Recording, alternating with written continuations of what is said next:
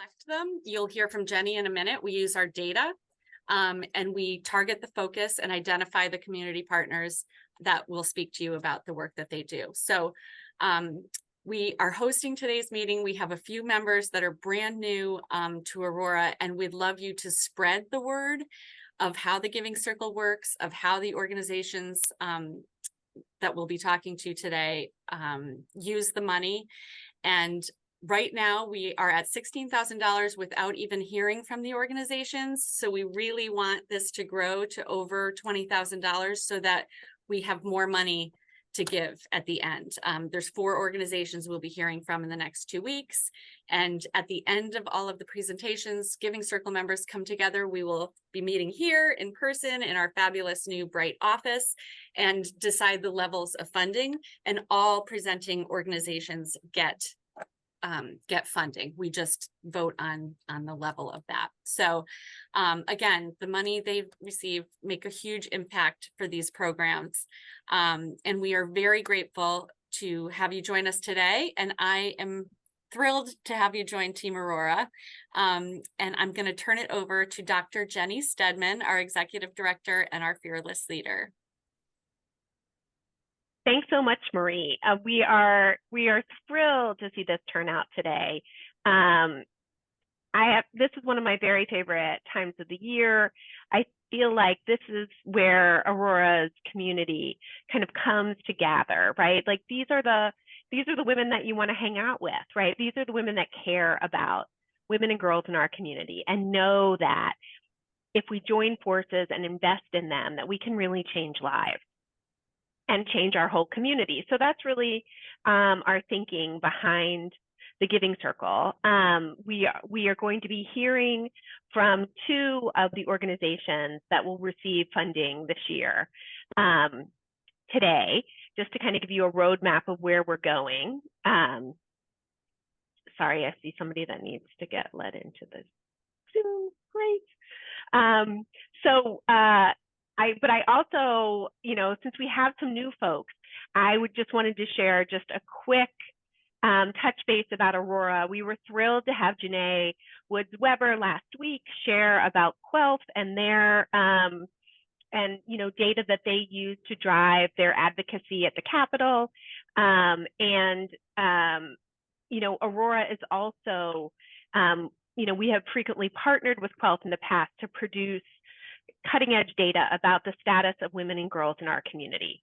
And as you could see from Janae's presentation, that becomes so important when decision makers in the community are thinking about how to allocate resources, right? Whether it's a corporation, whether it's your state legislature, or excuse me, that those having that information can make all the difference. It can really make particularly women and girls, and especially women and girls of color, it can make them visible to those decision makers. So we have our Women and Girls Data Platform that Marie will share the link out in follow-up materials, where you can go on and find everything from demographic data about the women and girls in our community, information about economic security and levels of poverty in Hartford and Hartford County and across Connecticut. There's information about health, about safety on there. So I was just using it yesterday for a grant application. And that's our intention, is that women and girls serving organizations across the state have a one-stop shop for readily available data that they can use to know how to make their programs better, to know how to use that data to get funding from other sources. So it's really a way that we see that we can support these organizations in ways other than actual grant dollars. We last year came out with our eviction crisis report.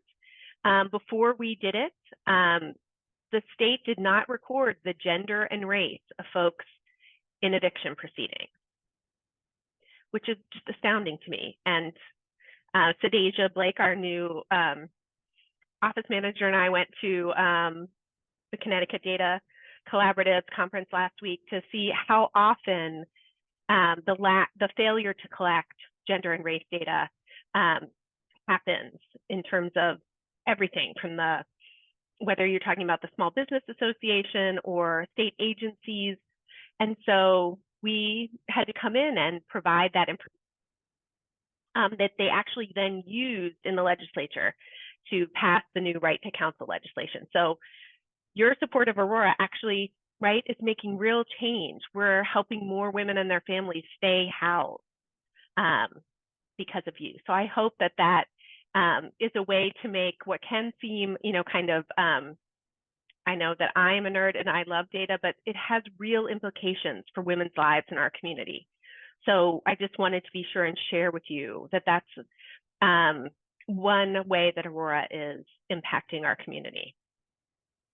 So that's just a follow-up to our great presentation last week. And I know that you all are anxious to hear from organizations that are on the ground addressing, what we see as really intense economic needs for women and girls in the late stages of the pandemic, right? I don't think we can really say that we're truly out of the pandemic yet, but what we are seeing are continued economic effects. And so I was thrilled to invite Tracy Madden Hennessy, the executive director of the YWCA in New Britain, to talk about her innovative and kind of nationally recognized new initiative to address particularly the child care crisis. So we're super excited to have Tracy with us today, and I will let her take it away.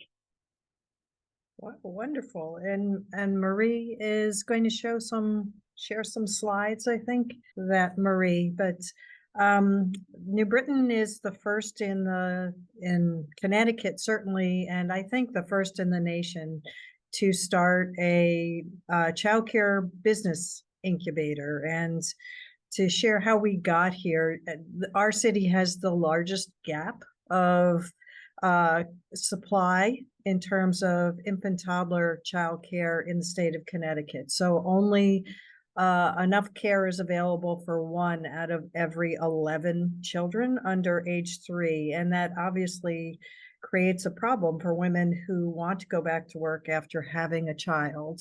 So in addition to that, we began talking to women, this is really 2017 and 2018, about starting a family childcare, because family childcare businesses can often do the work more effectively, and not more effectively, but more efficiently and more cost effectively than in a center. And a lot of parents really want children under age 3 in a family daycare setting. But when we began talking to women, they did not have access to capital, and 65% of New Britain residents actually rent. And so landlords were indicating to them that they were not willing to have businesses starting in their rental properties. So those really pose barriers to adding to our supply of infant toddler care in our community. So we began thinking about what can we do to address those barriers? And obviously one of those things is creating a single site where you can move folks and so they can operate out of this kind of shared space. So as Jen indicated, our incubator idea is a new one. It actually won the Zaintz Prize for Early Childhood Innovation out of Harvard University in 2018. It was recognized recently on Leslie May's Connecticut in Color segments in about a month ago. And I'm receiving calls fairly regularly from people all over the country who are seeing these stories on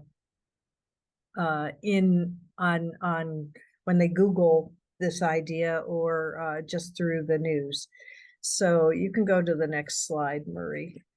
And an incubator really is a shared space that allows individuals to work together and have their business in one particular location. And usually an incubator has supports around it. So for us, it includes training, it includes some staff support. It will include help with licensing, and it's basically a single location that each provider has a room assigned to them, and it's set up and appropriate for a child care setting. And for family child cares in the state of Connecticut, you can serve between 6 and 9 children, depending on whether it starts with just you as a provider or you're willing to hire an assistant.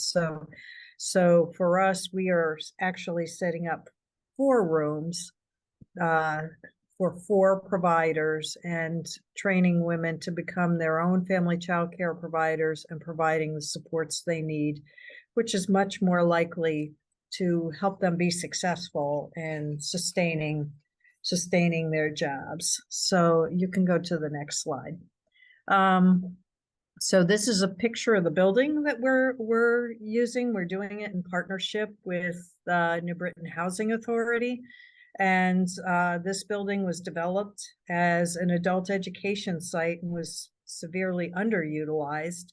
So the rooms that were available were empty. So we're converting each room and equipping each room as an individual childcare business, doing some modifications that licensing is requiring us to do. And we had to go through the state of Connecticut and the legislature, and that took us 3 years, frankly, to change licensing regulation to allow us to do this project. So, but we were successful, and we have received ARPA dollars through the state and are currently in the process of doing renovations and adding a playground on this building site. So if any of you are interested in coming to see the site, we'd be happy to give you a walkthrough.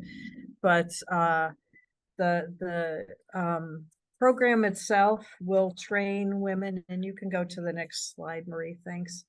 We'll train a group of 10 women, and we've just finished our first cohort. So this is a picture of the folks we enrolled, and they are women that we recruited from the Housing Authority, from adult education, from our own Family Literacy Center, which is also an adult education project, and who are all interested in starting their own business. So we then also partnered. We don't do everything ourselves. We've chosen partners who can add value to this model. And one of those partners is the Women's Business Development Council. And they actually did the financial literacy portion of the training. So we did a 5-month training. It ran from December through April of this year. And now we are able to select 4 out of the 10 women to move on into the incubator space. And I'm going to tell you that the majority of women that we're interviewing right now are self-selecting in. You know, the good thing about training is you learn about what it takes to run your business. And some of the women in the training decided, you know, this is more than I want to do right now. So they are more interested in becoming somebody else's employee. So we'll help them find jobs in existing early childhood programs. But the women who want to open their own business, we're helping them obtain their LLC, help them with their license, help them get insurance. You know, they are their own business. So we are supporting their own business. We have also applied as an intermediary to the state of Connecticut so that they can obtain state funding to provide childcare, which means in New Britain, that's critically important because it means they can offer childcare on a sliding fee scale and be subsidized for that care at a rate that's much higher than they could charge for a market rate in New Britain. So, and what we had applied for was up to 4 slots per provider, and the state is going to subsidize that at a rate of $13,500 per child per year. So, you know, that starts them off with 4 children if they can enroll 4 children. And we run a waiting list of more than 100 children under the age of 3 in our own center. So finding children under the age of 3 will not be a problem. So this is really an economic development model, and you can go to the next slide. And that empowers women to run their own business. In addition, serves women by providing childcare so they can return to work. So, and as I indicated before, you know, it's all about relationships. We're partnering with other organizations to provide these services. We are partnering with other funders, and we received, I think the question was about ARPA funds. We received about $200,000 in ARPA funds to do the site work necessary to modify the site. But we also receive United Way funds, other private foundation funds, and we are lobbying the state for additional funding. We were selected by Representative Johanna Hayes as for sponsored earmark funding. We got that as well. So people are recognizing that it's really important to assist women in owning their own business and being successful in the ownership of that business.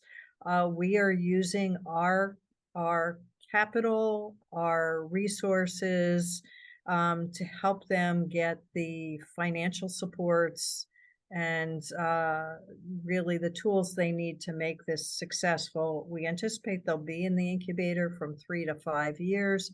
And now we're also working with neighborhood housing services, which helps low-income first-time home buyers.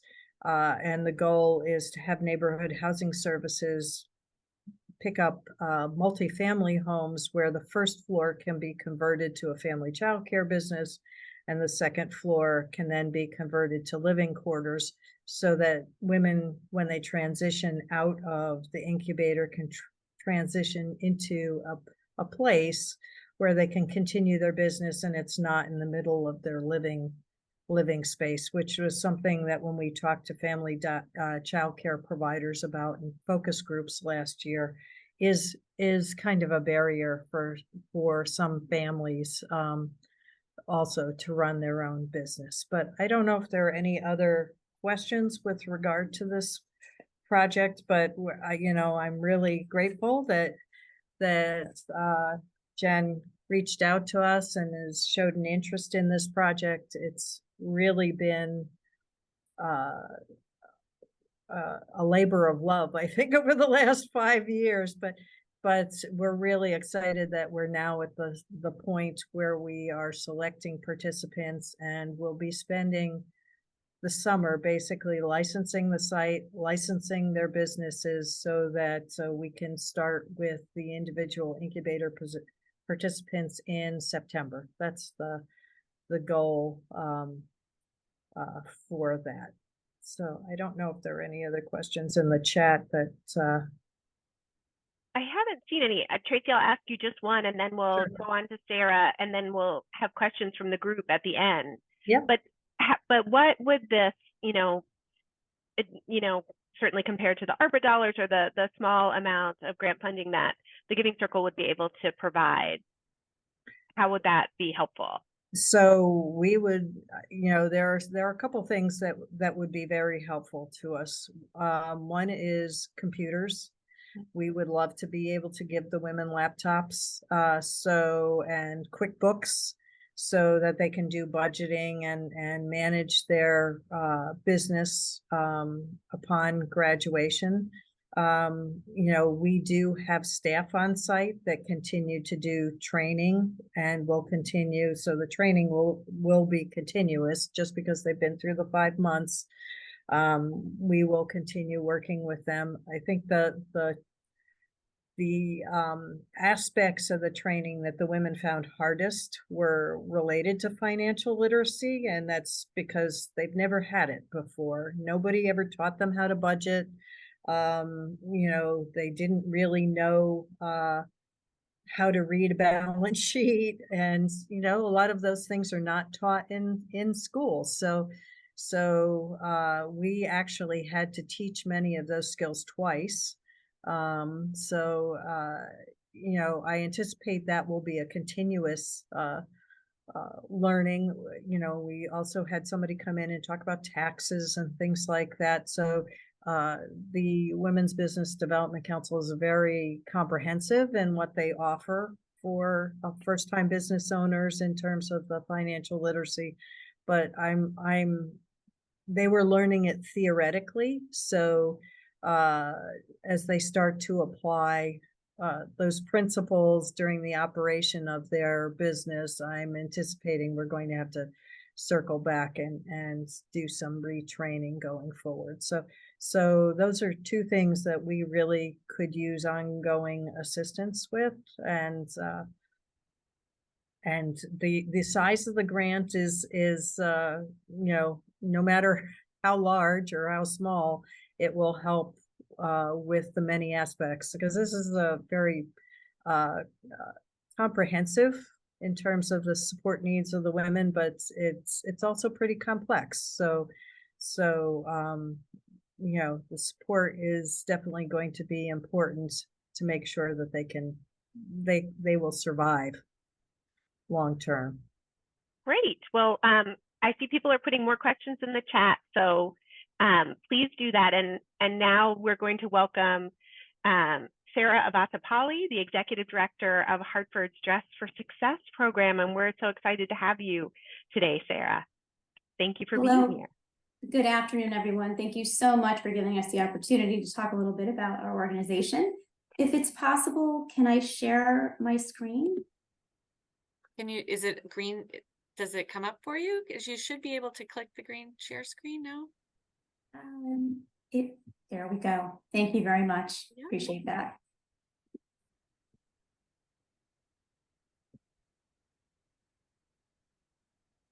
Dress for Success Hartford is the only organization of its kind that makes an individualized commitment to women throughout the entire course of their professional lives. We have served more than 8,500 women in their journeys towards self-sufficiency by providing employment readiness and employment retention programs.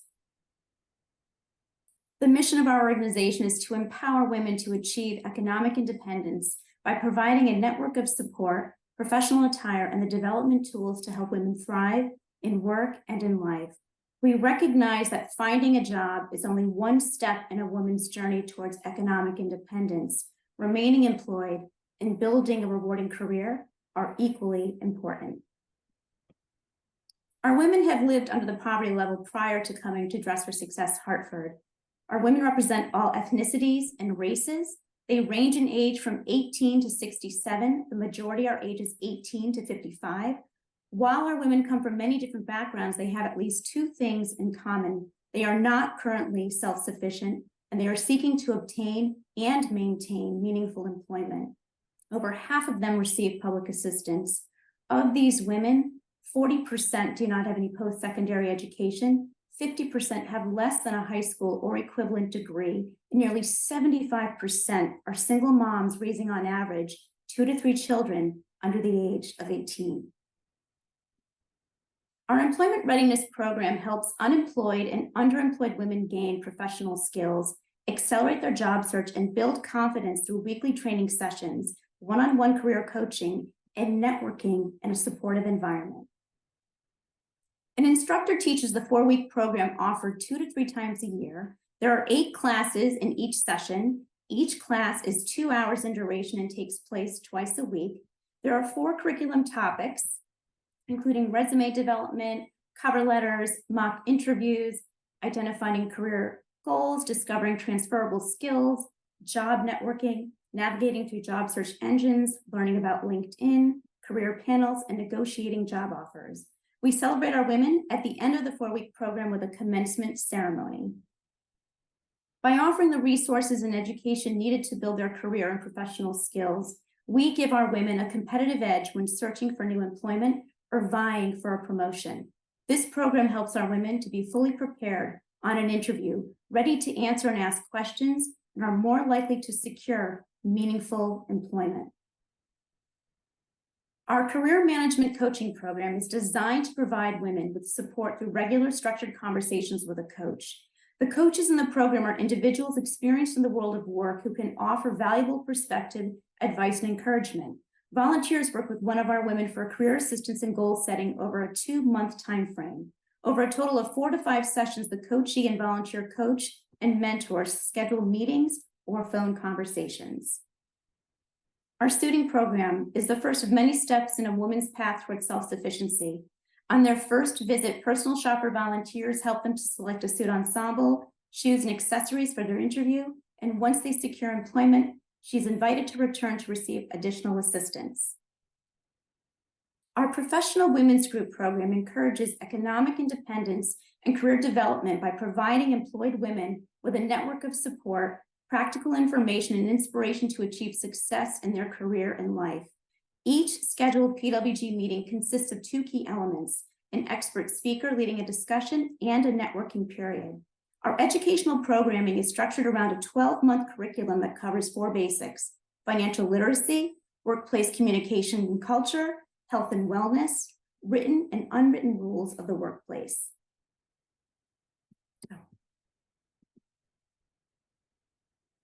Our employment readiness program promotes self-sufficiency by helping women build careers, enabling them to become viable consumers and steadfast anchors in their communities and families. Together with the support from the Aurora Foundation's Giving Circle, we can make a lasting and positive impact on the lives of women served in Connecticut by Dress for Success Hartford. This support will assist our organization to continue to provide the necessary tools to become self-sufficient, enabling women and their families to have the power to improve their lives on every level by breaking the cycle of poverty. And we greatly appreciate the opportunity to talk about our organization and are so thrilled to be considered this year for support. Fabulous, Sarah. And I think I'll start off with just the same question that I asked Tracy. You know, how do you see the funding from the Giving Circle? How would you like to use it in your program?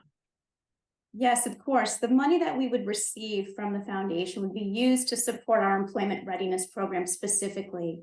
And within that program, we would love to use the funding to assist our women, not only with their suiting attire, but more importantly, to help them understand what it is they now need to know to navigate the current job market. So as we are, of course, communicating today in a virtual realm, this is so important since the pandemic for our women to learn and understand that they are even getting tutorials via Zoom and how to do this. For many of their positions, regardless of an entry-level opportunity, they are now finding that these are not phone interviews, they are virtual interviews. So we'll be able to use that funding to help with that process as well. Great.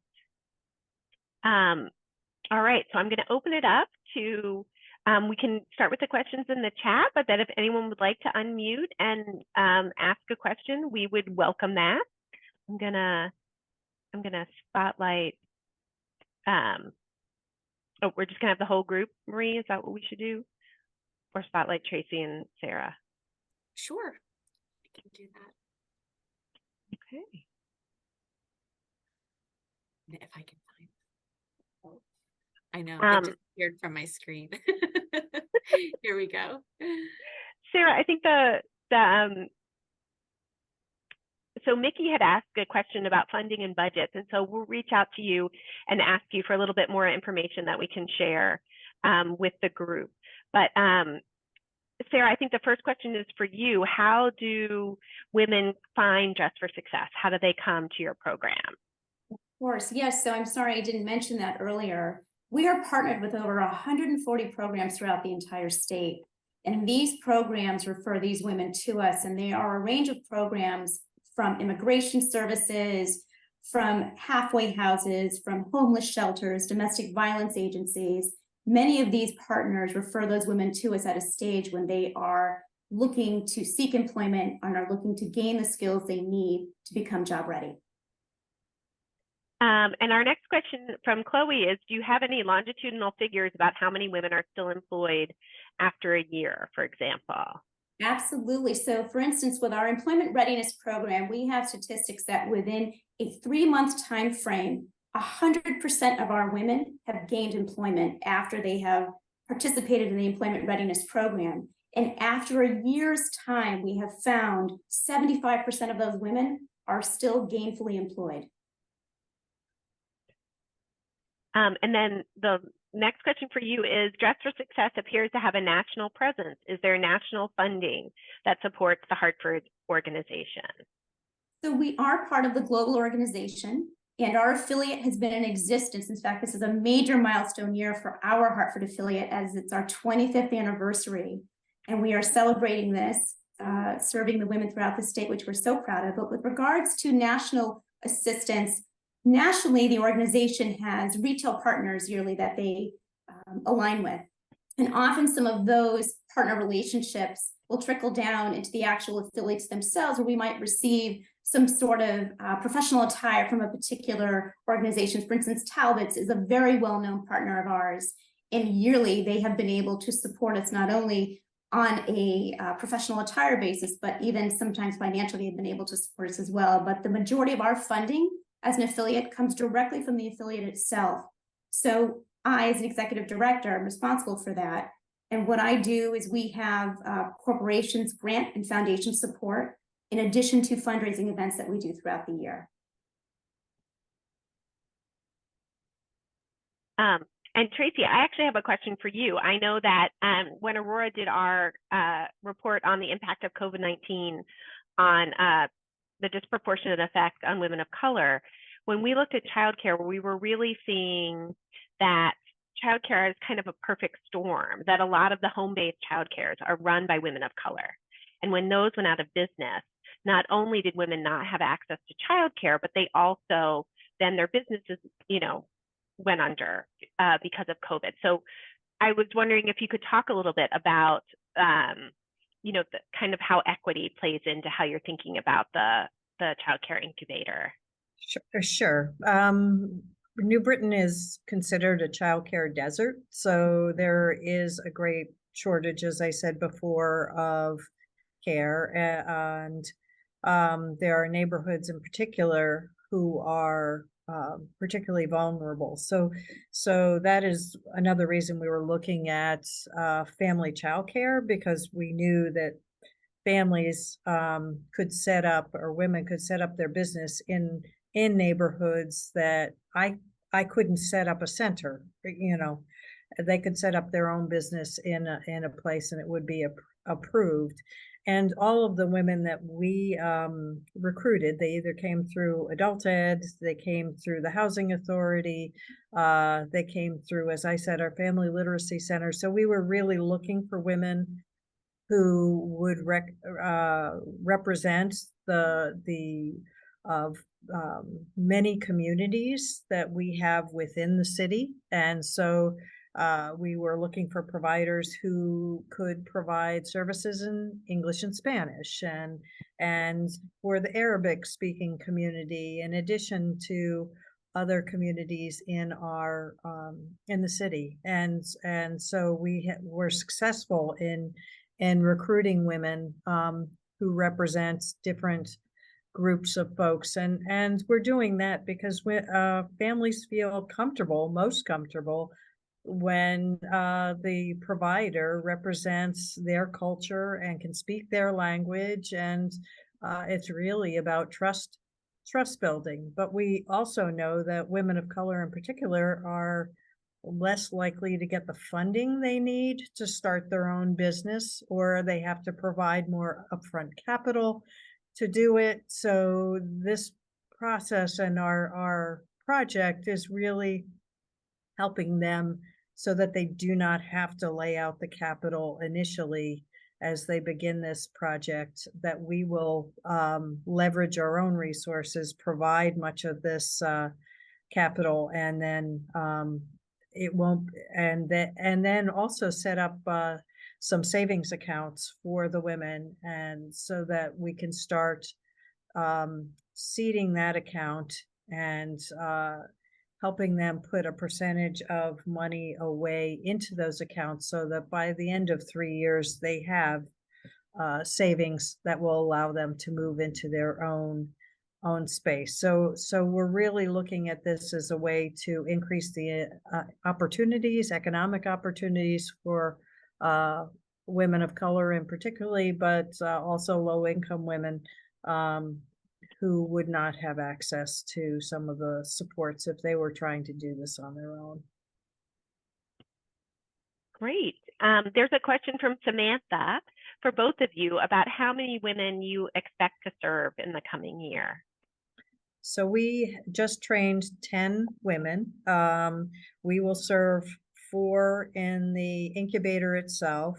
One of the women has already indicated she does want to provide second or third shift childcare, which is another is another gap in the city, and she's willing to do that out of her current home. She does have a home, so we will continue to support her and support her getting licensed at her home.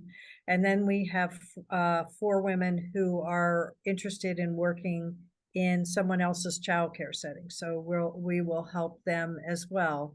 Our goal is really to become a pipeline for training family childcare providers. So our goal is to start not only the 4 women in their incubator businesses in September, but start another cohort of at least 5 women in the 5-month training program.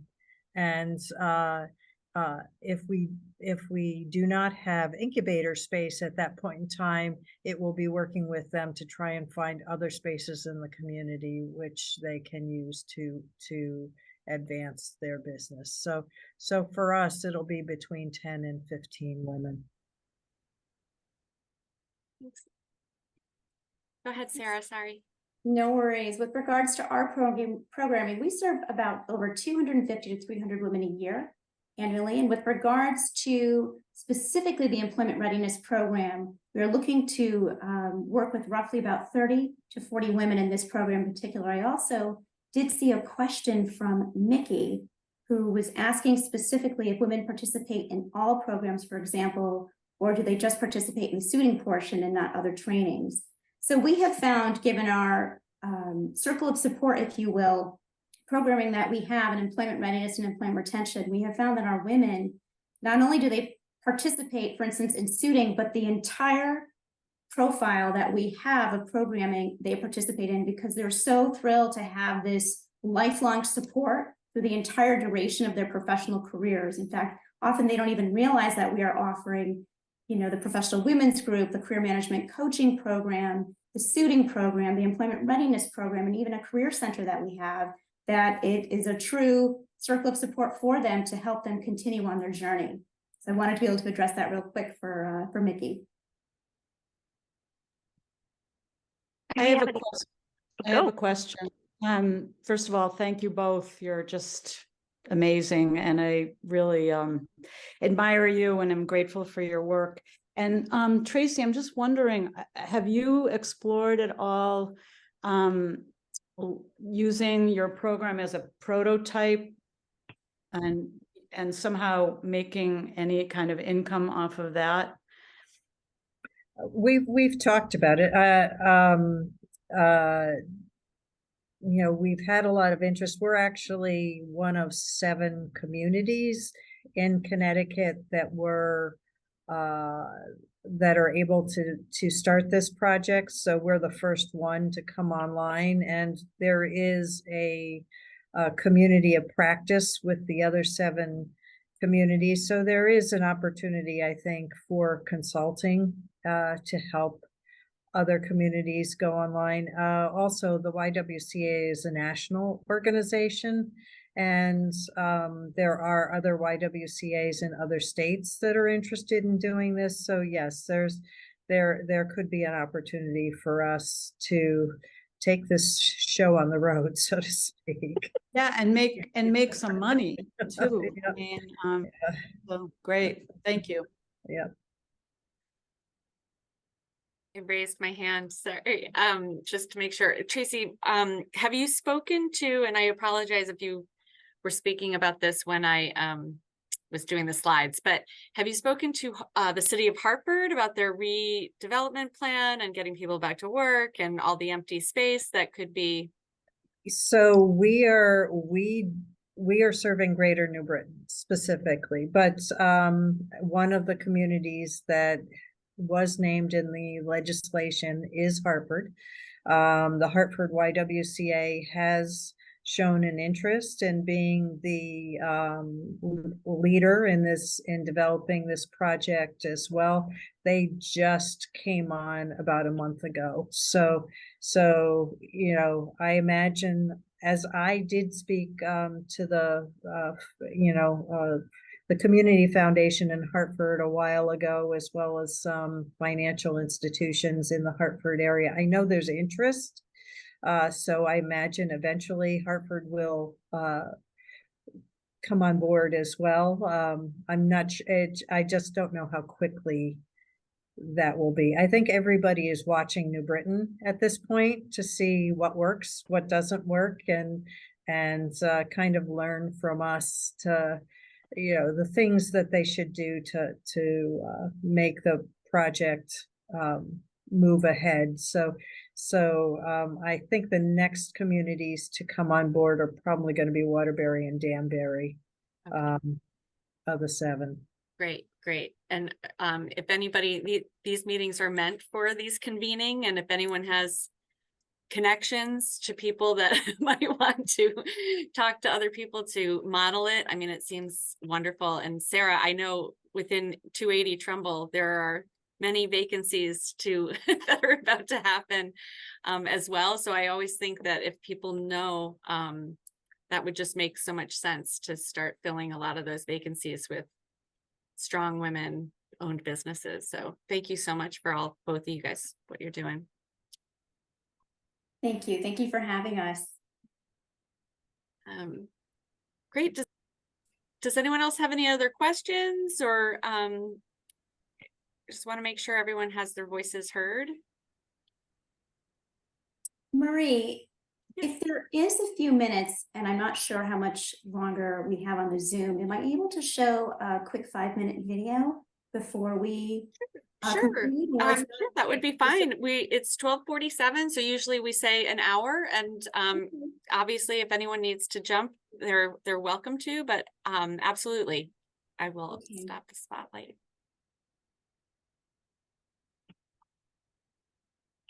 Sarah, did you share the sound, or is there sound?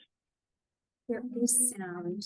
Behind every successful woman is a community of other women cheering her on. When you help one woman, you also help her family and an entire community. Years ago, I went through a change, a time in my life where I was reconnecting with my inner self. However, with the hijab came a sense of judgment. What would others think of me now? And then I walked through the doors of Dress for Success. I have been through some really tough challenges as an ex-offender and as a mother of 2, losing my 3rd child when he was just a young baby. I thought my heart might crack open. I had 20 years of drug addiction and homelessness.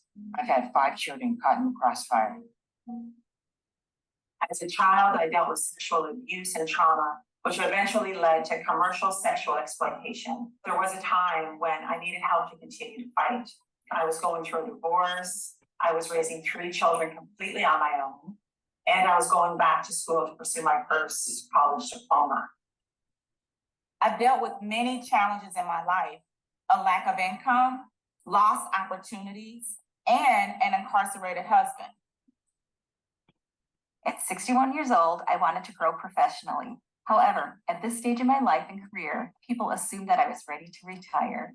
We are a frontline solution to ending gender-based inequality. We are not just a nonprofit, we are an agent of change. Dress for Success has helped me in so many ways. They have provided services and programs to further my education and professional advancement. I'm a mother. It's my favorite thing to say because it wasn't always true. Thanks to Dress for Success, it was an immediate transformation. From the moment I stepped out of the dressing room, a seed was planted. I saw a new me. I was blessed with a second chance, and I took it. Dress for Success offered me a safe and genuine connection to community when I needed it most. What began in a church basement in New York City has become a global movement. Community-led since 1997, we've helped over 1.2 million resilient women achieve economic independence. I came to Dress for Success where I was given the confidence and the skills to launch my own consulting business. When I found Dress for Success at just the right time, they provided me with skills and programs and so much more. Thanks to Dress for Success, I belong. Dress for Success is the leading global nonprofit employment resource for women, helping them find jobs, advance their careers, become economically independent, building stronger lives and stronger communities. I'm a mental health advocate, and I share my energy, my compassion, and my dedication with those who don't always have a voice. I have obtained advanced educational degrees and help other recovering addicts make new choices and lead amazing lives. I am a mother and a survivor of grief and loss. I have risen from the ashes to conquer my fears and help others. To the women of Dress for Success, please know that I and countless other women are here to support you on your own journey to success. I'm an inspiration for others, thanks to Dress for Success. I'm a source of light for those who have lost their way. I am not a victim. I am an activist, a mentor, and an educator. With your help, I'm ready to help. When you support Dress for Success, you're helping rebuild somewhere. You're helping someone turn their whole life around again. My name is Janitha. I am Cheyenne. My name is Chutapwa. I am Keisha. My name is Mary. I am Haley. Because of your generosity, every woman who walks through Dress for Success's doors can gain a foothold in today's challenging economy and transform their lives. Oh,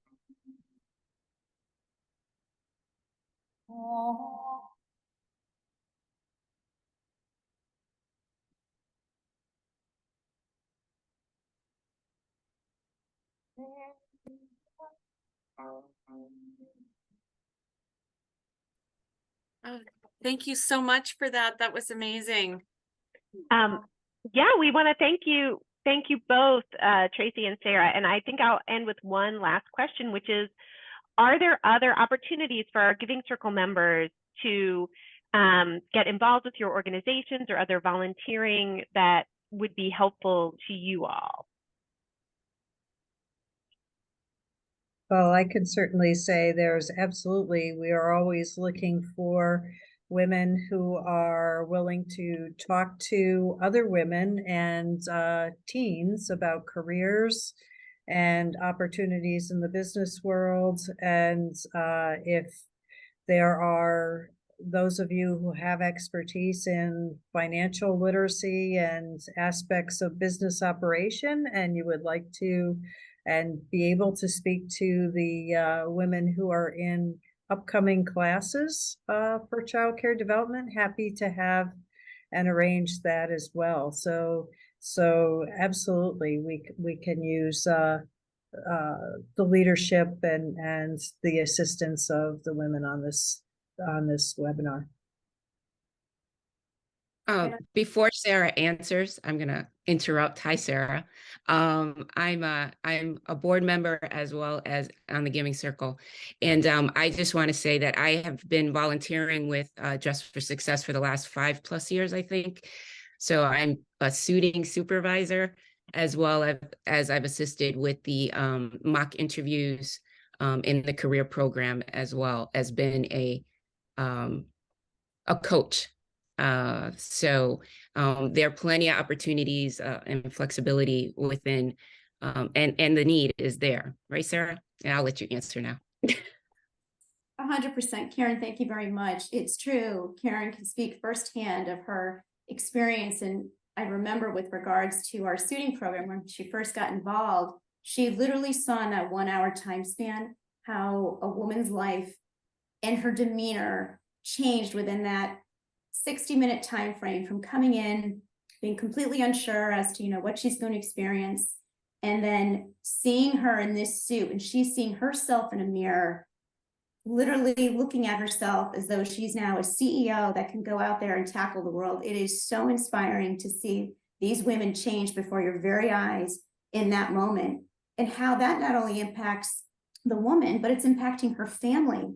And then how that's going to now impact her community. It is so life-changing, and would love to have any of you, if you're available, to be involved in some capacity, whether at our actual offices, virtually, because we now have so many opportunities that volunteers, male and female, can assist us virtually with our organization. But you most certainly can reach us at our Dress for Success Hartford website. The email address is hartford@dressforsuccess.org. So please feel free to reach out and connect with us if you are so interested. Thank you again for the opportunity. Fabulous. Nothing like a testimonial. Thanks, Karen. And if we don't have any other questions, we will see you all next Wednesday. We're excited to have Girls for Technology, and Dignity Grows. Dignity Grows. Thanks, Marie. My mind went blank there.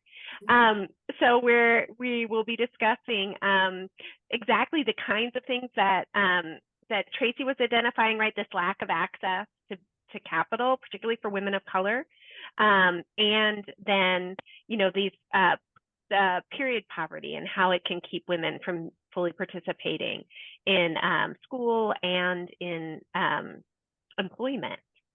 So we're excited to hear about their fabulous work. And then we will be excited to see you all for lunch, to come and, we don't actually end up arm wrestling, but sometimes it feels like that, like how as we try to figure out how to fund all of these fabulous organizations, but we'll do it together, and it's just a fabulous community, and I am always astounded by the generosity of spirit. So looking forward to it. Thank you all for joining us, and have a great rest of the day. Enjoy this weather. Thank you, everybody, for your support. Thank you all so much.